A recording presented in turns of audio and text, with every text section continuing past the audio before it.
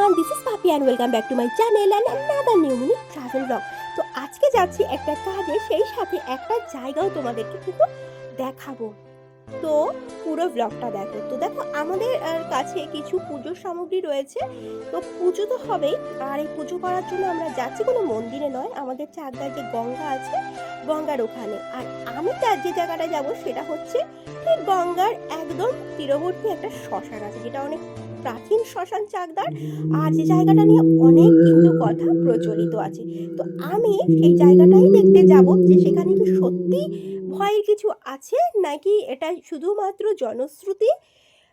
Just এইসব কিছুর উত্তর খোঁজার জন্যই কিন্তু যাচ্ছি। তবে যাই বলো, জায়গার মানে যে রাস্তাটা দিয়ে যাচ্ছি অসম্ভব সুন্দর, কিন্তু এখানে ন্যাচারাল ভিউটা আসে। দেখো এখানকার প্রাকৃতিক সৌন্দর্য ভীষণ সুন্দর, এসব নিয়ে কিন্তু কোনো কথা হবে না। আর ওখানে গিয়ে মানে শ্মশানে গিয়ে আমি কি সত্যি অশরীরীর দেখা পেলাম কি পেলাম না সেটা জানার জন্য কিন্তু পুরো ব্লগটা দেখতে হবে, একদম কিন্তু স্কিপ করা যাবে না। আর রাস্তাটা দেখো, এখানে কিন্তু রাত শুধু নয়, দিনের বেলাতে আসতেও কিন্তু গা ছমছম করে, বেশ ভয়ানক একটা কিন্তু অনুভূতি হয় এখানে। তো দেখো টোটো করে কিন্তু ফাইনালি পৌঁছে গেছি, আর পুজোর সামগ্রী নিয়ে আসা হয়েছে। তো ওখানে যাই হোক পুজো হচ্ছে, আর আমি একটু ঘুরে দেখব শ্মশানে আমি কি দেখতে পাই। তো যাই হোক দেখতে পাবো বা তোমাদের সাথে শেয়ার করব। তবে হ্যাঁ, এই জায়গাটার সাথে কিন্তু মানে কোনো কিছু আধ্যাত্মিক বা রিউমার কোনো কিছু কিন্তু কানেকশন তোমরা করো না।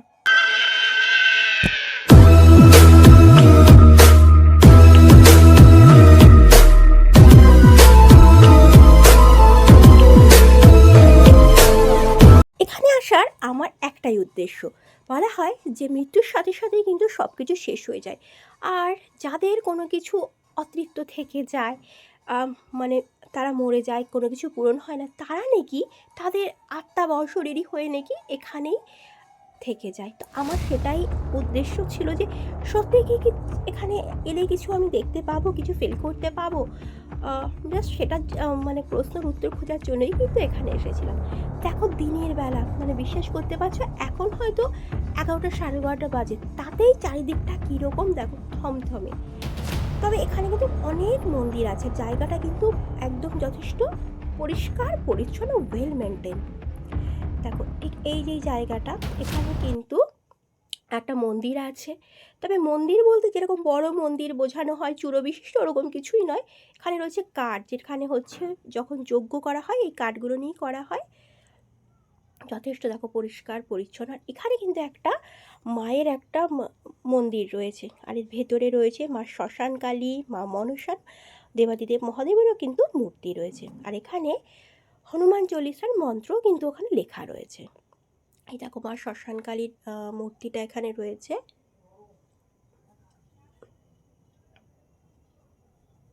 জয় জয় মা রানী মা, জয় জয় মা রানী মা। ছোটবেলা থেকে না যখন শ্মশান, কবরস্থান, গোরস্থানে কথাগুলো শোনা হয় না, মনে হয় একটা গা ছমছম, মনে হয় যেন কি একটা আছে। ঠিক সেই জিনিসটা কিন্তু আমারও মনে হতো, বাট আজকে এই জায়গাটা এসে কিন্তু সেরকম যে একদম যে গা ছমছম করছে না তা কিন্তু নয়। সবসময় মনে হচ্ছে হয়তো কেউ আসছে, পাতার একটা আওয়াজই মনে হচ্ছে হয়তো কেউ আছে, বারবার পিছন ঘুরছি। কিন্তু সেই যে ভয়টা, মানে যতটা ভয় পাবো ভাবছিলাম সেরকম কিন্তু কিছুই হয়নি। আর এই যে জায়গাটা দেখতে পাচ্ছ, এটাই হচ্ছে শ্মশান। মানে এখানে হচ্ছে যেভাবে আর কি সব দেহগুলো সংস্কার করা হয়, মানে একদম সেই প্রাচীন পদ্ধতিতে, এটাই কিন্তু সেখানে মানে যখন মানে ইলেকট্রিক চুল্লি বন্ধ থাকে বা অন্য আর একটা জায়গায় গঙ্গার পাড়ে, তখন নাকি এখানে সব দেহগুলো সংস্কার করা হয়। দেখো এই জায়গাটা এতটাই সুন্দর লাগছে, ন্যাচারাল ভিউটা এতটাই ভালো, এটা মানে হট করে বোঝারই উপায় নেই যে জায়গাটা নাকি শ্মশান, আর আমি একটা শ্মশানের মধ্যে দাঁড়িয়ে আছি। এখানে কিন্তু অনেক মানে ছোটো ছোটো মন্দির রয়েছে। হ্যাঁ, চূড়া বিশিষ্ট বা পাকা মন্দির যেটা সেরকম নয়, ছোট ছোট মন্দির এখানে রয়েছে। দেবাদিদেব মহাদেব, শ্মশানকালী, অনেক মূর্তি কিন্তু এখানে আসলে তোমরা দেখতে পাবে। দেখো আমি জাস্ট মনে হচ্ছিল এখানে দাঁড়িয়েই থাকি আর চারিদিকটা দেখি। তবে হ্যাঁ, এখানে কিন্তু খুব একটা লোকজনের আনাগোনা নেই, গা ছমছম কিন্তু সত্যিই একটু একটু করছিল। দেখো পুরনো একটা বট গাছ, কি সুন্দর, এর নিচে একটা দেবাদিদেব মহাদেবের মূর্তি রয়েছে। এই জায়গাটা দেখো কি সুন্দর, হাতে আঁকা কিছু পোর্ট্রেট রয়েছে। আসলে এই জায়গাটা হচ্ছে বিশ্রাম নেওয়ার জায়গা। এই দেখো ভেতরটা খুব সুন্দর।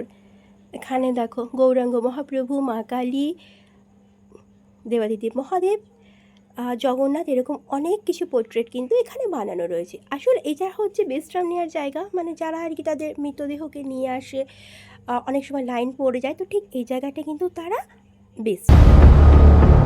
এই জায়গাটা দেখো, এই জায়গাটা আমার একটু মিস্টেরিয়াস লাগলো। আমার জানা ছিল না যে শ্মশানের মধ্যেও কিন্তু এরকম সমাধি দেখতে পাওয়া যায়। এরকম সমাধি সাধারণত যে সিমেট্রিগুলোতে আমি গিয়েছিলাম নাচদের, সেখানে দেখেছিলাম। তো এই দেখো এখানে অনেকগুলো সমাধি এখানে রয়েছে। সব থেকে খারাপ লাগছিল এই সমাধিটা দেখে, যেখানে একটা ভীষণ কম বয়সী একটা ছেলের সমাধি, ওর ফটোটা ওখানে রয়েছে। একদমই কম বয়স ছিল ছেলেটার আর কি, হয়তো কোনো অ্যাক্সিডেন্ট হোক বা যাই হোক কিছুতে মারা গেছে। তো তাদের উদ্দেশ্যে সমাধিগুলো কিন্তু এখানে রয়েছে, এবং এখানে বেশ কয়েকটা সমাধি রয়েছে। তো আমার এটা জানাই ছিল না যে শ্মশানের মধ্যেও কিন্তু এরকম সমাধি থাকে।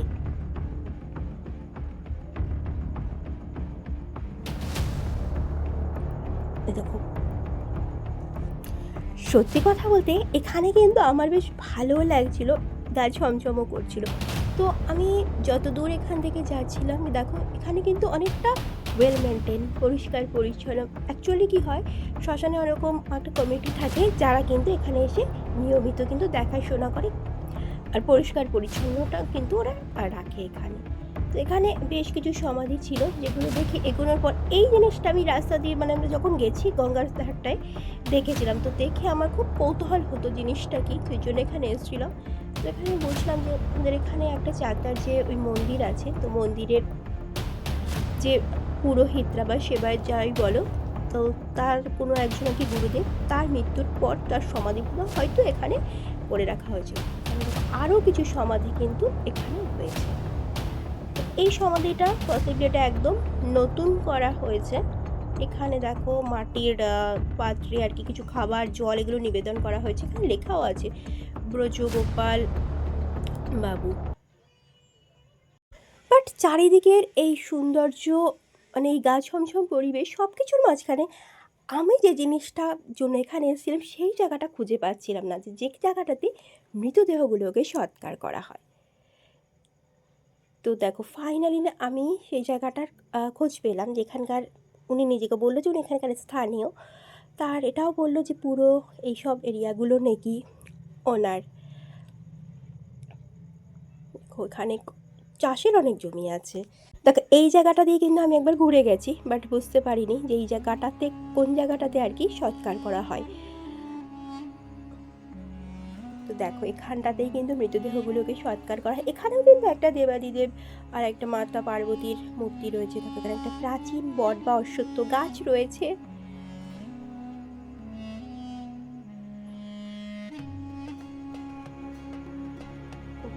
দেখো মূর্তিটা কিন্তু ভীষণ সুন্দর। আর এটাই কিন্তু শ্মশান, এই জায়গাটাতেই কিন্তু মৃতদেহ সৎকার করা হয়। দেখো ঠিক এই জায়গাটায় দেখো, এখানে কিন্তু এখনো ছাই পড়ে আছে। বাট বিশ্বাস করো এখানে দাঁড়িয়ে আমি কোনো রকম কোনো স্মেল বা কোনো কিছুই কিন্তু এখানটা কিন্তু আমি দাঁড়িয়ে কোনো কিছু ফিল করতে পারলাম না।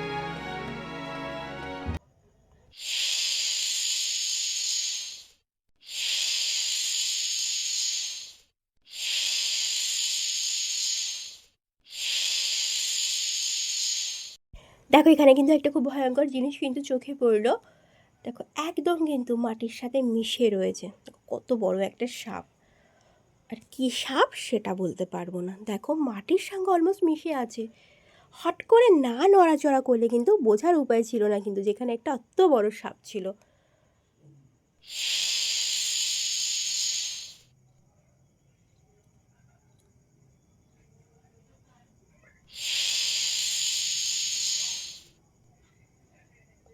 তবে শ্মশানে অশরীরীরা আছে কি না সত্যি জানি না, কিন্তু এদের দেখা কিন্তু তোমরা পেতেই পারো।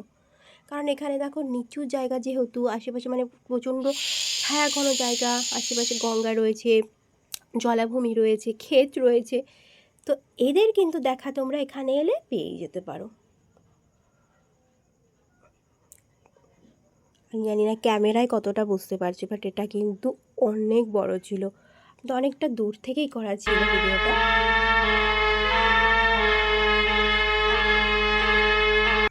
নেক্সট দেখো এখানে কিন্তু আর একটা সুন্দর মন্দির আছে। দেখো এটা একটু মানে বাকি মন্দিরগুলো যেমন একদম কাঁচা টালি বা টিন দেওয়া, সেই তুলনায় কিন্তু এই মন্দিরটা একটু বড়। দেখো মন্দিরটা একটু কাছ থেকে দেখাচ্ছি। আর একটা জিনিস, এখানে যে কটা মন্দির রয়েছে সব কিন্তু সবের মধ্যে অধিষ্ঠান করে আছে দেবাদিদেব মহাদেব আর মা রক্ষাকালী, বা এখানে এলে শুনলাম শ্মশানকালী। যেহেতু এটা শ্মশান এরিয়ার মধ্যে মন্দির, তাই কিন্তু মায়ের এখানে এরকম নাম। দেখো মন্দিরের তো তালা বন্ধ, আমি দেখাচ্ছি। দেখো একটা শিবলিঙ্গ রয়েছে, আর এর পাশে মায়ের একটা মূর্তি রয়েছে, সেটাও কিন্তু ভিতরে একটা আলাদা খোপ করে রয়েছে, সেই জন্য ওটা আর ভালো করে কিন্তু আর দেখাতে তোমাদেরকে পারলাম না।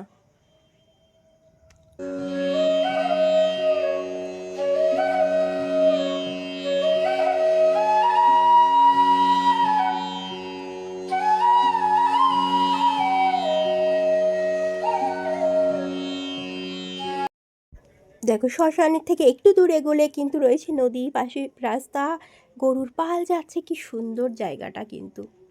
আর এই দেখো এখানে একটা বড় বড় সুতো গাছ, যাতে কিন্তু জড়ানো রয়েছে অনেক সুতো, যেগুলো কিন্তু কোনো না কোনো হয়তো কেউ মানত করেছে বা কারো ইচ্ছে পূরণ হয়েছে, যাই হোক কিছু।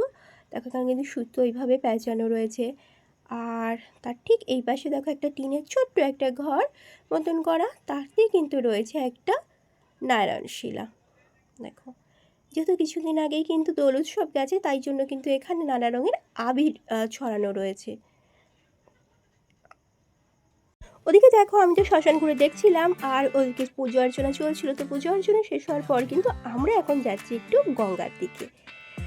তো দেখো গঙ্গার এই রাস্তাটা, এটা কিন্তু খুব সুন্দর। দেখো ওখানে বড় বড় কিছু গাছের ছোপ হয়ে রয়েছে, আর সন্ধ্যের পর কিন্তু এখানে প্রচুর শিয়ালের ডাক শোনা যায়। দেখো শ্মশানে এসে অশরীরীর দেখা তো আমি পাইনি, কিন্তু বড় একটা সাপ দেখে নিয়েছি। আর এখন যাচ্ছি কিন্তু আমি গঙ্গার দর্শন করতে। এই দেখো এখানে কি এখন যেহেতু দেখো জল অনেকটাই কম, সামনে যখন বর্ষাকাল আসবে এই জায়গাগুলো জলে ভরে যাবে। ছোট ছোট ডিঙি নৌকো কিন্তু রয়েছে, কি অপূর্ব সুন্দর লাগছে। দেখো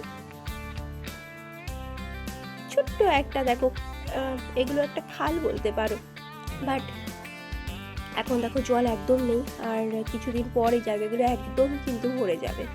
আর এই যে ছোট্ট সাঁকোটা করা রয়েছে, এখান থেকে যখন নৌকোগুলো ওপার থেকে আসে, এটা কিন্তু এই জায়গাটাতেই কিন্তু নৌকোটা এসে ফেরে, আর এই জায়গাটা দিয়েই কিন্তু আবার মানুষ নৌকোতে গিয়ে ওঠে।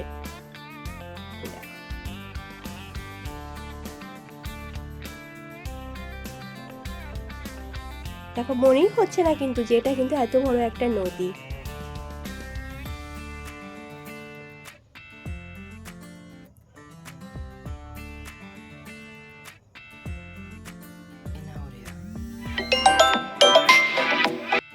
দেখো অপূর্ব সুন্দর কিন্তু লাগছে একদম। দেখো নদীর পাড়ে দাঁড়িয়ে রয়েছে, আর দেখো দূর থেকে একটা নৌকো বা ছোট একটা কি বলবো স্টিমার, যাই হোক কিছু একটা আসছে। বিকেলের দিকে কিন্তু মানে এরকম গরমের সময় খুব সুন্দর, বাট তারপর সন্ধে হয়ে গেলে এই রাস্তা দিয়ে ফেরা কিন্তু খুব অসুবিধে। ওই ওপার থেকে লোক নিয়ে এলো, আর নদীর ঠিক ওপারটা হচ্ছে চিরাট। তো চলো আজকের ব্লগটা এখানেই শেষ করছি। তো যাই হোক শ্মশানে এসে তো আমি কোনো অশরীরীর দেখা টাকা কিছুই পেলাম না। আর ভালো লাগলে একটা লাইক করো।